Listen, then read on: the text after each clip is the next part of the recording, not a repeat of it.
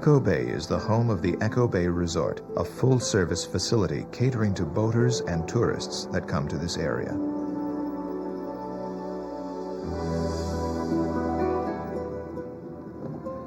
At the Echo Bay Resort, they have some pretty unique buildings, and we're just going to go see one of those right now.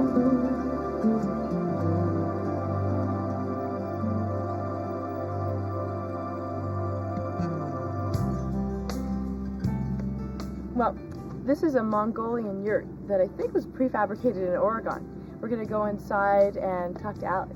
He knows a lot more about it. Hi.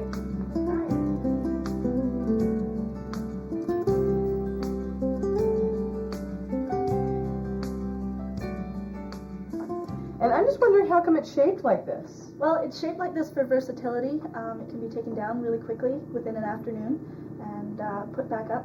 Wow. This is such a unique and beautiful place. I guess this is the cable that holds everything together, huh? Yes, convenience that Mongolian sheep herders wouldn't have had in their day.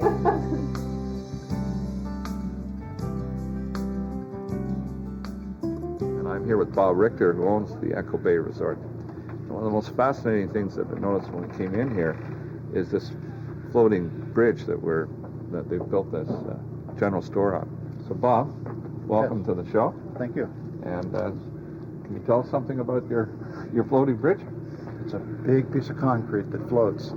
It's a piece of Lake Washington floating bridge that the Lake Washington floating bridge in 1990 or 91 broke up in a storm and most of it sank. And the state of Washington then put up the rest of them for the rest of the pieces for auction, and we bid on it, won. And we ended up with a 2,600 ton floating piece of concrete. And you know, its dimensions are 117 feet by 60 feet, and it's 22 feet from this deck to the bottom. What'd you pay for it? Paid $3,000 for it. $3,000? Yeah. And how much does it weigh? 2,600 tons. One of the unique things that I noticed about this when we taxied in is that there's no anchors or anything holding this bridge in place. How did you do that, Bob?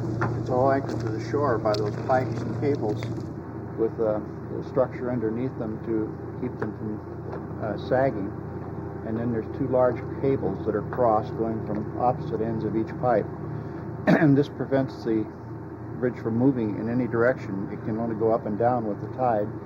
It can't go in or out or swing sideways. Did you design this?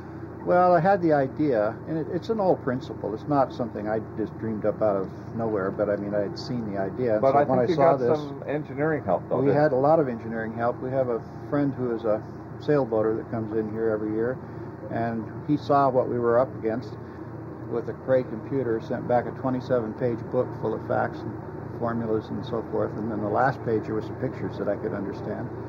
And that's how it was designed. This piece was a smaller one than the main highway deck. It was a crossways at the end of the bridge. This is elevated coming to shore. And the dimensions are the same in the width and depth, but it's shorter than them, such as the pieces like these people are standing on.